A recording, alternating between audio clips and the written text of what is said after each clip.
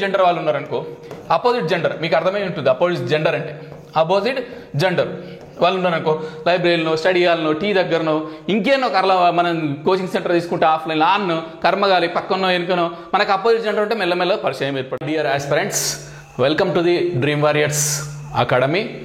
జనరల్గా ఇట్లా ఒక వీడియో స్టార్ట్ చేయగానే చెప్పడం అలవాటైపోయింది కాబట్టి ఆ ఫ్లోలో చెప్పడం అనేది జరిగింది. వాస్తవానికి ఈ వీడియో మీరు థంబ్నెయిల్ చూసే ఉంటారు. ఈ యొక్క 2024 సంవత్సరం అనేది మన ఈ పోటీ పరీక్షల రంగంలో ఉన్నటువంటి ఒక ఆస్పిరెంట్స్కు సంబంధించిన ఒక 2024 అనే దాంట్లో ఒక రౌండప్ను తీసుకుని మీకు అందరికీ ఈ ఇయర్ను ఒకసారి గుర్తు చేసే ప్రయత్నం చేద్దామని, అలాగే ఈ 2024 కొంతమందికి విజయాన్ని అందించింది, కొంతమంది పోరాడి ఓడినప్పటికి కూడా వాళ్ళు కూడా నా దృష్టిలో గెలిచినట్టే, కొంతమంది అవేర్నెస్ లేకనో ఇంకేదో రకాల ప్రాబ్లం వల్ల, సమస్యల వల్ల వాళ్ళ యొక్క లక్ష్యాన్ని అందించుకోలేరు. ఇటువంటి అంశాలను అన్నింటినీ కూడా కలిపి ఈ యొక్క 2024ను మీ ముందు తీసుకొచ్చే ప్రయత్నం చేసిన జస్ట్ ఒక సాధారణమైన వీడియో. ఇందులో ఎటువంటి మోటివేషన్ కానీ ఊకే సబ్జెక్టు మోటివేషన్ అది ఇది ఆ పేపర్ ఈ పేపర్ అట్లా కాకుండా సరదాగా ఒక 2024 సంబంధించిన ఒక ఇయర్ రౌండప్ను మనం జనరల్గా చూస్తుంటాం కదా, సైన్స్ అండ్ టెక్నాలజీ రౌండప్, లేకపోతే ఇంకేదో రౌండప్, ఆ రౌండప్, ఈ రౌండప్ అని చెప్పేసి కరెంట్ అఫైర్స్ రౌండప్స్ అని చెప్తుంటారు కదా ఎండ్ ఆఫ్ ద మంత్లా. అట్లా కాకుండా ఆస్పిరెంట్స్ కోణంలో 2024 ఎట్లా గడిచిందనే ఒకసారి చూసే ప్రయత్నం చేద్దాం. ఇందులో మీ యొక్క వ్యక్తిగత అంటే ఆస్పిరెంట్స్ కోణంలో వాళ్ళు ఓటమి కారణాలు ఏంది, వాళ్ళు సక్సెస్ సాధించడానికి కారణాలు ఏంది, వాటిని కూడా విశ్లేషిస్తూ వాటిని ఎట్లా ఓవర్కమ్ చేయాలి. నేను ఆల్రెడీ ఈరోజే మార్నింగ్ టెలిగ్రామ్లో ఒక మంచి మెసేజ్ పెట్టిన, మార్నింగే ఒక మంచి మెసేజ్ పెట్టిన. సో దాన్ని కూడా విశ్లేషించే ప్రయత్నం చేద్దాం. సో అట్లా కొన్ని క్లిప్పింగ్స్ ఇక్కడ నేను తీసుకోవడం జరిగింది. ఓకేనా, అంటే ఈ ఇయర్లో జర బర్నింగ్ ఇష్యూస్ ఏవైతే ఉన్నాయో వాటి అన్నిటి కూడా ఇక్కడ తీసుకోవడం జరిగింది. ఏదేమైనా కూడా అవి జస్ట్ డిస్కస్ చేసుకుంటాం, వస్తూనే ఉంటాయి, ఇష్యూస్ అనేవి సార్ట్ అవుట్ అవుతూనే ఉంటాయి, మళ్ళీ మన ప్రయాణాన్ని మనం కొనసాగించాల్సి ఉంటూనే ఉంటుంది. కానీ అది ఆస్పిరెంట్ కోణంలో నీకు కావాల్సింది you have to get a government job which you want, you have to reach your goal. So ఒక మంచి పొజిషన్లో ఉండాలి, ఆర్థికపరమైన భద్రత ఉండాలి, ఇటువంటి ప్రధానమైనవి కాబట్టి వాటిని కూడా నేను ఎక్స్ప్లెయిన్ చేసే ప్రయత్నం చేసిన. ఈ 2024లో మీరు ఏమేమి పొరపాట్లు చేసి ఉంటారు, ఏమేమి మిస్టేక్స్ చేసి ఉంటారు, అవన్నీ కూడా మళ్ళీ రిపీట్ చేయకండి. వాటిని మంచిగా ప్రశాంతంగా కూర్చొని అనలైజ్ చేసుకొని వాటి నుంచి ఓవర్కమ్ కండి, అవి కూడా నేను ఎక్స్ప్లెయిన్ చేసే ప్రయత్నం చేస్తా. అది లాస్ట్కి వస్తుంది, కాకపోతే ఒక్కసారి చూసే ప్రయత్నం చేద్దాం. జనరల్గా ఈ ఇయర్లో మనకు ఈ ఎన్నికల అనంతరం కొత్త గవర్నమెంట్ వచ్చింది కాబట్టి సో ఆ గవర్నమెంట్ రాగానే మనకు న్యూ బోర్డు వచ్చింది, టీజీపీఎస్సీ న్యూ బోర్డు వచ్చింది. మనకు అంతకుముందుకు పోలీస్ బాస్ ఉన్నటువంటి రిటైర్డ్ డీజీపీ ఎవరైతే ఉన్నారో వాళ్ళని టీజీపీఎస్సీ చైర్మన్గా నియమించడం జరిగింది. అలాగే కొంతమంది సభ్యుల్ని కూడా తీసుకున్నారు, ఒక 5-6 కూడా కొత్త సభ్యుల్ని నియమించారు. ఇక తర్వాత ఇది వచ్చిన తర్వాత టీఎస్బీఎస్సీ బోర్డు జనవరిలో అందరూ ఎప్పుడో రిక్రూట్ అయ్యారు. కొన్ని డేట్లు కానీ మంత్లు కొద్దిగా అటు ఉంటాయి. ఈ జనవరిలో అంతా అయిపోయిన తర్వాత ఏమైందంటే ఇక ఫిబ్రవరి మార్చి కాగానే ఇక తెలుసు కదా, సోషల్ మీడియా కావచ్చు, ప్రింట్ మీడియా కావచ్చు, ఎలక్ట్రానిక్ మీడియా కావచ్చు, ఎగ్జామ్స్ ఎప్పుడు పెడతారు, ఎప్పుడో 2022 నోటిఫికేషన్ వచ్చినాయి, 23లో నోటిఫికేషన్ వచ్చినాయి, 2024 దగ్గరికి వచ్చింది, ఇంకా నోటిఫికేషన్ డేట్స్ ఎప్పుడు ఇస్తారు, పిల్లలు మీరు ఎగ్జామ్స్ రాయడానికి వాళ్ళకు ఒక ప్లాన్ అంటూ ఉండాలన్నా ఇంకేదైనా ఉండాలన్నా కూడా మోస్ట్ ఇంపార్టెంట్ కదా అని చెప్పేసి చాలా రకాల వార్తాపత్రికలు కావచ్చు, ప్రింట్ అండ్ ఎలక్ట్రానిక్ కథనాలు ఇస్తే సో మార్చిలో ఎప్పుడో గ్రూప్ 1 గ్రూప్ 2 గ్రూప్ 3 పరీక్షల తేదీలు ప్రకటించారు. ఓకేనా, ఆగస్టు 7-8 గ్రూప్ 1 ఉంటుందని, అది ఆగస్టు 7-8 గ్రూప్ 2 ఉంటుంది, గ్రూప్ 3 నవంబర్ 17-18 అని చెప్పేసి, అలాగే గ్రూప్ 1 ఫిలిమ్స్ జూన్ 9 అని, ఓకేనా, గ్రూప్ మెయిన్స్ అక్టోబర్ 20 నుంచి. ఇది ఇప్పటిదాకా బాగానే ఉంది. కొత్త రిక్రూట్మెంట్ బోర్డు వచ్చింది, అన్నిటి డేట్స్ ఇచ్చారు. ఇక తర్వాత ఏంటంటే అప్పుడు స్టార్ట్ అయింది ఆగస్టు 7-8 గ్రూప్ 2 ఉంటుంది, ఆగస్టు 7-8 గ్రూప్ 2 ఉంటుంది. తర్వాత దాకా కొత్త ప్రభుత్వానికి ఎటువంటి తలనొప్పి రాలేదు. ఇక్కడ ఎవరిని నేను విమర్శించట్లేదు, ఒక 2024 ఎట్లా గడిచిందని చెప్పే ప్రయత్నం చేస్తున్నాను అంతే. ఓకేనా, ఆగస్టు 7-8 గ్రూప్ 2 ఉంది. ఇంకా అప్పటిదాకా ఉన్నటువంటి అభ్యర్థులు ఈ జూలై రాగానే మాకు టైం సరిపోలేదు కాబట్టి మాకు పోస్ట్ పోన్ చేయాలి గ్రూప్ 2 80% అని చెప్పేసి చాలా రకాల ధర్నాలు కావచ్చు, మెరుపు ధర్నాలు అశోక్ నగర్లో మిడ్ నైట్ వరకు కూడా సడన్గా నైట్ గ్యాదర్ అయ్యి 1 o'clock 2 o'clock తెల్లారి దాకా కూడా మెరుపు ధర్నాలు చేసిన సంఘటనలు కావచ్చు. ఓకేనా, దాని ద్వారా ఫస్ట్ టైం చూసినటువంటి ఒక మేజర్ రిఫార్మ్ ఇప్పటివరకు నేను అబ్జర్వ్ చేసింది, నాకు తెలిసినంత వరకు, నాకు బుద్ధి తెలిసినంత వరకు నేను అబ్జర్వ్ చేసింది ఏంటంటే ఒక మేజర్ రిఫార్మ్ ఏంటంటే గవర్నమెంటే స్వయంగా విద్యార్థుల చర్చలు జరిపి ఇక ఫైనల్గా ఇక పోస్ట్పోన్ అవుతుందా కాదా అన్న ఒక మీమాంస దగ్గరికి వచ్చాక ఆగస్టు 7-8 నాడు ఎగ్జామ్ అంటే జూలై 18-19 నాడు టీజీపీఎస్ ఒక ప్రకటన చేసింది. సో టీజీపీఎస్ ప్రకటన చేసి మేము డిసెంబర్ 15-16 నాడు అని చెప్పి డేట్ తర్వాత ఇచ్చింది. మొత్తం మీద ఫస్ట్ టైము ప్రభుత్వమే అభ్యర్థుల దగ్గరికి వచ్చి వాళ్ళ యొక్క ఇది ఎందుకు పోస్ట్పోన్ చేయాలనుకుంటారో దాని యొక్క పర్యవసనాలు ఏంది, దానికి కారణాలు అన్నింటిని అడిగి తెలుసుకొని అభ్యర్థులకు అనుకూలంగా స్పందించి మొత్తం మీద ఆగస్టు 7 జరిగిన గ్రూప్ 2 మాత్రం డిసెంబర్కు పోస్ట్పోన్ చేయించారు. అంత బాగుంది. ఇది అయిపోయిందా? తర్వాత చూసుకుంటే ఇక ఇది ఏ పుస్తకం ప్రామాణికం, ఇది నాకు తెలిసి గ్రూప్ 1 సంథింగ్ ఏదో ఎగ్జామ్ సంబంధించిన కోర్టుల అఫిడవిట్లా టీజీపీఎస్సీ మాకు తెలుగు అకాడమీ పుస్తకం ప్రామాణికం కాదు అని చెప్పేసి ఒక కాంట్రవర్సీ స్టేట్మెంట్ ఇవ్వడం ద్వారా అది అభ్యర్థుల్లో బాగా నాటకపోయి ఏమైంది మీకు అందరూ తెలిసింది. ఇక తెలుగు అకాడమీ పుస్తకం ఏం చదవద్దా, మరి ఏం చదవాలి, మరి గవర్నమెంట్ ఎందుకు ఇచ్చినట్టు తెలుగు అకాడమీ పుస్తకాన్ని, ఇన్ని రోజులు మా మీద అదే ప్రామాణికం, అదే చదువుతున్నాం, వేరే దగ్గర లేవా, ఇదంతా ఎందుకు, అటువంటిప్పుడు ఇంకేం చదవాలి, మరి టీజీపీఎస్సీ చెప్తే అయిపోతాయి. ఇట్లా చాలా రకాల కాంట్రవర్సీ వచ్చినాయి. దీని మీద నా కంక్లూజన్ ఏంటంటే నేను పర్సనల్గా చెప్పిన ఇక్కడ నేను చెప్పే ప్రయత్నం అయితే చేయను. ఓకేనా? సో ఇది ఇక్కడ మధ్యలో ఒకటి బర్నింగ్ ఇష్యూ అన్నట్టు, అంటే ఒకదాని తర్వాత ఒక ఇష్యూ అనేది ఆస్పిరెంట్స్ కోణంలో కాంపిటేటివ్ ఎగ్జామ్స్లో కూడా నాకు కనబడింది. అది అయిపోగానే ఇదన్నమాట తెలుగు అకాడమీ కాదంట. దీని మీద కొన్ని రోజులు వాట్సాప్లలో, టెలిగ్రామ్లలో, సోషల్ మీడియాలో చర్చలు జరిగినాయి. ఓకేనా? ఇంకా తర్వాత చూసుకుంటే అది అయిపోయిన తర్వాత మళ్ళీ బర్నింగ్ వచ్చేసి ఈ గ్రూప్ 1 అక్టోబర్ 21 నుంచేమో మెయిన్స్ ఉంది.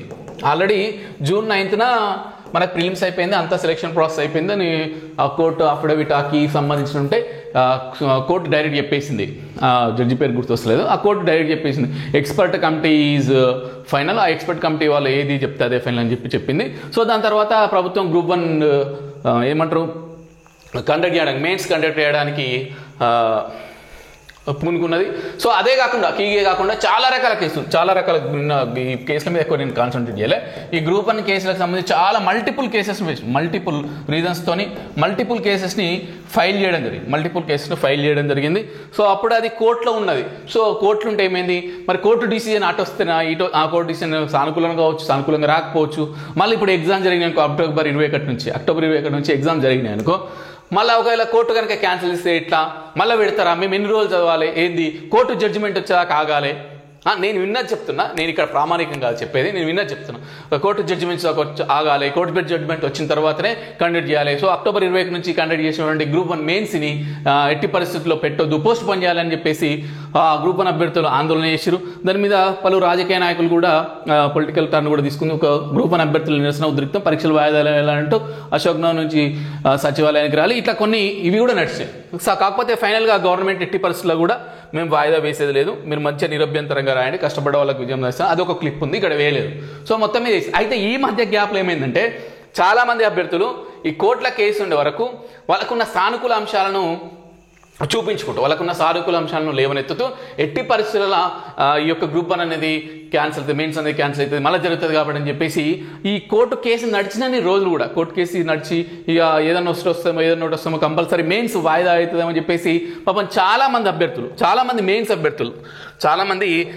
అభ్యర్థులు సీరియస్ ఉన్న వాళ్ళు చాలా మంది వాళ్ళకి ప్రిపరేషన్ మెల్లమెల్లగా స్లో డౌన్ చేసేసి చాలా మంది కొద్దిగా వెనకడిగేసారు. ఎవరైతే కన్సిస్టెన్సీ మెయింటైన్ చేసి ఆ కోర్టు కేసుని గురించి కూడా పట్టించుకోకుండా అక్టోబర్ 21 నాడు ఎగ్జామ్ ఉంటే మనం ఎట్లయితే ఉండాలో సన్నద్ధంగా 100% వాళ్ళు మాత్రమే సక్సెస్. చాలామంది ఆ యొక్క కోర్టు కేసు మూమెంట్లో డ్రాప్ అవ్వడం అయితే చాలామంది జరిగింది. అంటే డ్రాప్ అవ్వడం అంటే రివిజన్ చేయకపోవడం కావచ్చు, ఇంకేదన్నా స్లో ప్రిపరేషన్ కావచ్చు, లేకపోతే ఆ ప్రెషర్ ఉంటుంది కదా, అవుతుందా ఎగ్జామ్ కాదా అని చెప్పి ప్రెషర్ను హ్యాండిల్ చేయలేకపోవడం కావచ్చు. ఇట్లా సో మెనీ రీజన్స్తోని కొంతమంది అయితే వెనకడిగేసారు. అట్లా కూడా కొంతమంది అభ్యర్థులు అంటే వాళ్ళకి తగ్గట్టు పర్ఫామ్ చేయలేకపోయారు. మొత్తం మీద గ్రూప్ 1 మెయిన్స్ ఇక ఇది అయిపోయిన తర్వాత ఎటువంటి ఆందోళన లేకుండా రాసిన ఎగ్జామ్ అయితే నాకు తెలిసి గ్రూప్ 3 ఒకటే అనుకుంటా. ఈ పోస్ట్ పోన్ వద్దు, ఇంకా ఏం అంటే ఎటువంటి ఒక గ్రూప్ 3 ఏదో 3 అంటే ముచ్చట అన్నట్టు. ఓకేనా? గ్రూప్ 3 మాత్రం ఎటువంటి ఆందోళన లేకుండా, ఎటువంటి ఇష్యూస్ లేకుండా కరెక్టే అయిందని నేను అనుకుంటున్నా. దాని మీద ఎక్కడ ఏం న్యూస్ రాలేదు, దాన్ని పోస్ట్ పోన్ చేయాలని చెప్పేసి అట్లా అని చెప్పాల్సిన ఏం పోస్ట్ పోన్ లేదు. సో గ్రూప్ 3 అయిపోయింది.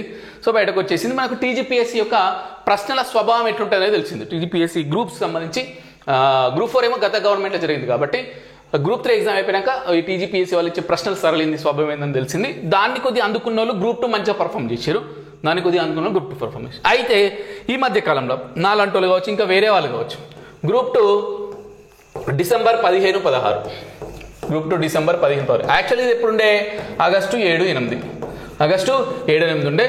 ఇది ఆగస్టు 7-8 ఉన్నప్పుడు జూలై 18-19 పోస్ట్ పోయింది. జూలై 18-19 పోస్ట్, అంటే ఒక నెల రోజులకు కూడా గ్యాప్ లేదు. ఆల్రెడీ పేపర్ ఏమైనా ప్రిపేర్ అయ్యి ఉండొచ్చు, లేకపోతే పేపర్ ప్రిపేర్ కాకపోవచ్చు అని చెప్పేసి నాతో సహా కొంతమంది కొత్త పేపరే వస్తుందని, ఫ్రెష్ పేపర్ వస్తుందని కొంతమంది, ఓల్డ్ పేపరే వస్తుందని కొంతమంది, చాలామంది అభ్యర్థులే అందరూ కూడా కొంతమంది ఇక డైలమా కాకుండా ఎట్లొచ్చినా మీరు దేనికైనా సిద్ధంగా ఉండాలని కొంతమంది, ఫ్రెష్ అన్న రావచ్చు, ఓల్డ్ అన్న రావచ్చు అని చెప్పేసి చాలామంది చాలా రకాల అభిప్రాయాలు చెప్పారు. కొంతమంది కుండ బద్దలు కొట్టారు, మొత్తం ఫ్రెష్ పేపర్ వస్తుంది, న్యూ పేపర్ వస్తుంది అని చెప్పేసి. పాపం టీజీపీఎస్సీ ఎవరిని కూడా హర్ట్ చేయాలి ఈ విషయంలో, టీజీపీఎస్సీ ఎవరిని కూడా హర్ట్ చేయాలి ఈ ఇష్యూలో. పేపర్ వన్ ఒక్కటే న్యూ, అంటే కరెంట్ అఫైర్స్ నవంబర్ దాకానేమో ఇచ్చినట్టుంది. మిగిలిన పేపర్లు అన్నీ కూడా పేపర్ 2 కావచ్చు, పేపర్ 3 కావచ్చు, పేపర్ 4 ఇవన్నీ కూడా ఆల్రెడీ ఆగస్టు 7-8 నాటికి ఎగ్జామ్ ఉంటే ఏదైతే కంటెంట్ ఉంటుందో అదే కంటెంట్, అంటే ఆగస్టు 7 నాడు ఎగ్జామ్ అయితే ఏమేమైతే అందుబాటులో ఉన్నాయి, రిపోర్ట్లు కావచ్చు, ఈ ఎకనామిక్ సర్వే రిపోర్ట్లు కావచ్చు, బడ్జెట్ కావచ్చు, ఇంకా so many voter account budget. So ఆ రోజు ఎగ్జామ్ ఉంటే ఏదైతే కంటెంట్ వస్తుందో మనకు అదే కంటెంట్ ఇచ్చింది. ఈ ఆగస్టు నుంచి డిసెంబర్ మధ్య కంటెంట్ ఏది కూడా పేపర్లో కనవాలి. సో ఎవరు నట్ చేయలేదు. ఆ పేపర్ 1 ఒకటి న్యూ వచ్చింది, పేపర్ 2, 3, 4 వచ్చేసి ఒకటి ఓల్డ్ వచ్చింది. ఇవన్నీ కూడా జనరల్గా ఈ 2024లో నేను అబ్జర్వ్ చేసినటువంటి కొన్ని బర్నింగ్ ఇష్యూస్. ఇది ఓవరాల్గా నేను కొన్ని రెగ్యులర్ మన ఆఫీస్ టైంలో కాకుండా, అది అక్కడ కాకుండా వాట్సాప్లో నడుస్తుంది, సోషల్ మీడియాలో నడుస్తుంది, చూసినప్పుడు కొన్ని నాకు కొద్దిగా నోటీస్ చేసినటువంటి అంశాలు. ఇకపోతే ఇప్పుడు ముఖ్యమైనది ఏంటంటే, ముఖ్యమైన విషయానికి వస్తే ఆస్పిరెంట్స్ కోణంలో ముఖ్యమైన విషయం ఏంటంటే, ఆస్పిరెంట్స్ కోణంలో ఒకసారి చూసే ప్రయత్నం చేద్దాం. చాలా మంది అభ్యర్థులు ఈ 2024లో కొంతమందికి ఖేదం, కొంతమందికి మోదం అని అంటారు కదా. సో కొంతమందికి సక్సెస్ వచ్చింది, కొంతమంది ఓడిపోయారు, కొంతమంది ఏమంటారు పోరాడినప్పటికీ ఓడిపోయినప్పుడు కూడా వాళ్ళు కూడా గెలిచినట్టు అని ఆల్రెడీ చెప్పిన. సో ఇట్లా ఒక్కొక్కరికి ఒక్కొక్క రకమైన అనుభవం ఎదురైంది. ఓకేనా. సో వీటన్నిటిని చూసి ఓకే సక్సెస్ వచ్చింది, ఏదో గ్రూప్ 4 జాబ్ వచ్చింది, సో డిఏఓ వచ్చింది, లేకపోతే అసిస్టెంట్ ఎగ్జిక్యూటివ్ ఇంజనీరో లేకపోతే గురుకులాల ఏదో ఒక జాబ్ వచ్చింది, టెట్ అది డిఎస్సిలో సెలెక్ట్ అయ్యారు. ఎందుకంటే ఆల్రెడీ గవర్నమెంట్ ఈ ఇయరే చాలా మందికి గత ప్రభుత్వం ఇచ్చిన నోటిఫికేషన్లు అయినప్పటికీ కూడా గవర్నమెంట్ చాలా పోస్టుల్ని అత్యధిక ప్రియారిటీతోని కోర్టు కేసులు కానీ ఏమన్నా కూడా ఛాలెంజ్గా తీసుకొని రిక్రూట్మెంట్ చేయడానికి, అంటే ఎవరు వేసినప్పుడు కూడా నోటిఫికేషన్స్ రిజల్ట్స్ ఇవ్వడానికి, అపాయింట్మెంట్ ఇవ్వడానికి ఈ యొక్క ప్రభుత్వం చెప్పింది. వాళ్ళ లెక్కల ప్రకారం అయితే 55,000 అని చెప్పినారు. ఇలా మనకు తెలుసు డిఎస్ అయితే 11,062 పోస్టులు కావచ్చు, గ్రూప్ 4 అయితే ఏదైతే కొద్దిగా ఎన్నుకో ముందో మొత్తం మీద నింపారు. ఇట్లా ఎవరైతే ఉద్యోగ అవకాశం వచ్చినాయో వాళ్ళంతా కూడా సో దే ఆర్ హ్యాపీ. కానీ కొంతమందికి కొద్దిలో చేజారింది, కొంతమంది చాలా కష్టపడ్డప్పటికీ, చాలా పోరాడినప్పటికీ, చాలా అనుభవం అంటే సమస్యలను ఎదుర్కొన్నప్పటికీ కూడా వాళ్ళు విజయం సాధించలేకపోయారు. దీనికి సవాలక్ష కారణాలు ఇది డిస్కస్ చేసుకుని పోతే చాలా పెద్ద టాపిక్ అది. కానీ వాటన్నిటి కూడా మీరు ఏం చేయండి అంటే, మీరు వ్యక్తిగతంగా ఒక దగ్గర కూర్చొని ప్రశాంతంగా కూర్చొని, నేను ఈసారి ఈ 2024 ఇయర్లో నేను చాలా ఎగ్జామ్స్ రాసిన, కానీ అన్నిట్లలో ఫెయిల్ అయినా అట్లనే చాలా దగ్గరికి వచ్చిపోతున్నా, చాలా దగ్గర దాకా వచ్చి సర్వీసులు చేయించుకోలేకపోతున్నా. సో నేను కొద్ది రకాలుగా డిస్ట్రాక్షన్ అవుతున్నా. సో ఇవన్నిటి కారణం ఏందని ఒక్కసారి అనలైజ్ చేయండి. నేను కొన్ని విషయాలను అనలైజ్ చేయంగా నాకు తెలిసిన విషయం ఏంటంటే, చాలామంది అభ్యర్థులు రివిజన్కు చాలా ప్రాధాన్యత ఇవ్వలేదు. అంటే స్టార్ట్ చేసేటప్పుడు మంచిగా చాలా పకడ్బందీగా ఏదైనా సరే కొట్టాలన్న కసిస్టం స్టార్ట్ చేస్తాం, రాను మెల్లగా స్లో అయిపోతాం. అవునా కదా, మెల్లగా స్లో అవుతాం. రాను ఇంకా ఏదైనా కొత్త అంశం వస్తే నేర్చుకుందాం, వీళ్ళు ఏం చెప్తుర్రు, వాళ్ళు ఏం చెప్తుర్రు, ఏం కొత్తది ఉంది, ఇదేముందని తప్ప రివిజన్ మీద ఎక్కువ కాన్సన్ట్రేట్ చేయలేదు. ఇలా మీరు ఏ లోపం ఏందో మీరు ఒకసారి చెక్ చేసుకునే ప్రయత్నం చేయండి. అట్లాగే చాలామంది అభ్యర్థులు మరి నాకైతే కొంతమంది మెసేజ్ చేశారు, సార్ మేము మంచిగా పర్ఫామ్ చేసాం, కానీ ఓఎంఆర్లో మాత్రం పబ్లిక్ మిస్టేక్ చేసినాం. ఓఎంఆర్ మాత్రంలో ఆ యొక్క ప్రశ్న పత్రం ఉంటుంది కదా, పేపర్ 1, 2, 3, 4 రాంగ్ నింపినాం, లేదంటే పేపర్ నెంబర్ వేయలేదు. ఓకేనా. కొంతమంది ఓఎంఆర్లో ఆల్ టికెట్ నెంబర్ 0 అయితే 1 అయితే 0, ఇట్లా ఆల్ టికెట్ నెంబర్ నింపడంలో, పేపర్ నెంబర్ నింపడంలో కొన్ని మిస్టేక్ చేసాం సార్. కొంతమంది మేము రాస్తుంటే ఓఎంఆర్ను నింపుతుంటే కొద్దిగా ఇట్లా అది ఇంకులా కొద్దిగా జరిగింది సార్, ఇట్లా కొన్ని. సో మీరు అందుకే చాలాసార్లు కూడా నేను చెప్పడం జరిగింది, ఓఎంఆర్ను అది ఏదైతే టీజీపీఎస్ ఇచ్చిందో దాన్ని తీసుకొని మంచిగా మీరు ప్రాక్టీస్ చేసే ప్రయత్నం చేయండి, మీకు ఎగ్జామ్లో పొరపాట్లు కావాలని కూడా చెప్పాను. సో ఏదో కారణమైనప్పటికీ కూడా కొంతమందికి అక్కడ అయిపోయింది. ఇక తర్వాత ఇదైతే మోస్ట్ డేంజరస్ ఇంపార్టెంట్ అండి నా దృష్టిగా. ఇక దీని గురించి చెప్తే ఇక బాగుంటుంది. Distraction from preparation due to so many reasons. Distraction. Ashok నగర్కి వస్తాడు, తట్టా పెట్టో గుట్ట అన్ని చదువుకొని వస్తాడు, అవునా? ఏదైనా కోచింగ్ సెంటర్లో జాయిన్ అవుతాడు, ఓకేనా? ఏదైనా లైబ్రరీలో జాయిన్ అవుతాడు, లేదా ఏదైనా స్టడీ హాల్లో జాయిన్ అవుతాడు, ఓకేనా? అవుతాడు. కొన్ని రోజులు బాగా చదువుతాడు, ప్లస్ గంధ శ్రీనివాస్ సార్ లేకపోతే XYZ ఎవరో ఇట్లా చెప్పారు అట్లా చెప్పారు, బాగా చదువు పుస్తకాలు చెప్తారు, అది చెప్తారు ఇది చెప్తాడు. మళ్ళీ ఒక 2-3 రోజులు కాగానే అక్కడిక్కడ పోతారు టీ షాప్ దగ్గర, ఇంకా వేరే చౌరస్తాలు ఉంటాయి కదా అశోక్ నగర్లో, లేదంటే ఆన్లైన్లో కూడా గ్రూప్లు వాట్సాప్లో ఉన్నాయి కదా. సో అక్కడికి వెళ్తాడు, ఏం నడుస్తుంది, పోస్ట్పోన్ అవుతాడు కదా, ఇది ఈ మొన్న ఎగ్జామ్కి గీ బుక్ నుంచి ప్రశ్న వచ్చినాడు కదా, మొన్న గీ కోర్స్ నుంచి రిపీట్ అయినాయట కదా, మొన్న గీ టెస్ట్ సిరీస్ నుంచి, ఇట్లా ఇవి ఎక్కువ అవుతుంటాయి. ఇక రాను ఈ లైబ్రరీలో స్టడీ హాల్లో పక్కన ఈ పక్కనో ఆ పక్కనో ఎదురుగా ఆపోజిట్ జెండర్ వాళ్ళు ఉన్నారనుకో, ఆపోజిట్ జెండర్ మీకు అర్థమై ఉంటుంది. అపోజిట్ జెండర్ అంటే ఆపోజిట్ జెండర్ వాళ్ళు ఉన్నారనుకో, లైబ్రరీలో స్టడీ హాల్లో టీ దగ్గరనో ఇంకేనో మనం కోచింగ్ సెంటర్ తీసుకుంటే ఆఫ్లైన్ ఆన్ను కర్మగాలి పక్కనో వెనుకనో మనకు అపోజిట్ జెండర్ ఉంటే మెల్లమెల్ల పరిచయం ఏర్పడుతుంది. తర్వాత మన చదివేటో సంగనైపోతుంది. తర్వాత వీళ్ళతో తెలుసు కదా ఇక సోషల్ మీడియాలో వాట్సాప్లు, టెలిగ్రామ్లు, ఇన్స్టాలు, నాకు ఓన్లీ వాట్సాప్ టెలిగ్రామ్ యూజ్ చేయడం వచ్చు, ఇంకా మీ దగ్గర రాదు ఓన్లీ, ఓకేనా? సో ఎన్నో రకాల యాప్స్ ఉన్నాయి. పాపం వాడిని చదువు వాడిని ఎందుకో పంపిస్తారు. సరే, ఒకరొక సందర్భంలో కొంతమంది ఇంటి నుంచి పంపిస్తారు, లేకపోతే మీరే సెల్ఫ్గా ప్రిపేర్ కావచ్చు, ఇంకేదన్నా మీరే సంపాదించుకుంటూ మీరే చదువుకోవచ్చు, లేదంటే మీరు ఆల్రెడీ గతంలో జాబులు చేస్తూ ఇప్పుడు బంద్ చేసి చదువుకోవచ్చు. ఏదైనా కూడా కొన్ని డిస్ట్రాక్షన్స్, కొన్ని మన చేతులు ఉంటాయి డిస్ట్రాక్షన్స్, కొన్ని మన చేతులు లేని డిస్ట్రాక్షన్స్. మన చేతులు లేని డిస్ట్రాక్షన్స్ ఏంది? మనం కావచ్చు, మన ఫ్యామిలీ బ్యాక్గ్రౌండ్ కావచ్చు, పూర్ణ అనుకోని మన చేతులు లేనిది. కానీ మన చేతుల్లో ఉన్న డిస్ట్రాక్షన్ ఏంది? మనకు చదువుకున్నందుకు పుస్తకాలు ఉంటాయి, పాకెట్ మనీ ఉంటుంది, హాస్టల్ ఫీజు ఉంటుంది, ఆన్లైన్ ఫీజులు పే అవుతాం. కానీ ఏం చేస్తాం? యోగిస్తుంటే వస్తాయి పక్కనో ఎదురుగానో ఏనో. ఎగ్జామ్ హాల్లో కూడా, ఈవెన్ ఎగ్జామ్ హాల్లో కూడా ఈ అక్టోబర్ 20 నాడు 6 రోజులు ఎగ్జామ్ హాల్ అవుతుంది, అపోజిట్ జెండర్ కనబడితే అది ముచ్చట్లు, అపోజిట్ జెండర్ కావాలి ముచ్చట్లు, మీరే ఈ ఎగ్జామ్ టైంలో ముచ్చట్లు. ఇక నేను ఏం చెప్పాలి చెప్తున్నా జనరల్గా, ఇట్లా డిస్ట్రాక్షన్స్ అన్నట్టు. పాపం కొంతమంది డిస్ట్రాక్షన్స్ వేరే ఉంటాయి. పాపం వీళ్ళదైతే ఈ అపోజిట్ జెండర్ ఉన్న వాళ్ళ డిస్ట్రాక్షన్ అయితే వేరే వాళ్ళ బాధ ఎట్లుంటాయి అంటే, ఇంటికా నుంచి ప్రెషర్. ఇంకెన్ని రోజులు నేను పంపించి 2 ఏళ్ళు అవుతుంది, ఇంకెప్పుడు గవర్నమెంట్ జాబ్ వస్తుంది బిడ్డ, ఇంకెన్ని రోజులు కాయ కష్టం ఏమి ఉంటాయి, ఇంకెన్ని రోజులు నీకు పైసలు పంపించాలి, పుస్తకాలకు, బట్టలకు, తిండికి ఎన్ని రోజులు పెట్టుకోవాలి బిడ్డ, ఏదో ఒకటి జాబ్ తెచ్చుకో, లేదంటే ఏదో ప్రైవేట్ జాబ్ తెచ్చుకో, చిన్న ప్రైవేట్ జాబ్ తెచ్చుకో, ఇంకేదైనా ఇంటికి వచ్చి పని చేసుకో, మన ఇంటి దగ్గర ఉన్న పని చేసుకుని ఖర్చులు అన్నది తప్పుతాయి. ఇట్లా చాలా రకాల కారణాలతో కూడా వాళ్ళ ఫ్యామిలీ ప్రెషర్ వల్ల, ఫైనాన్షియల్ ట్రబుల్ వల్ల, ఇట్లా ఇవి మన చేతుల్లో లేనివి పాపం. సో వీటి వల్ల కూడా డిస్ట్రాక్షన్స్ అయిన వాళ్ళు ఉన్నారు, ఓకేనా?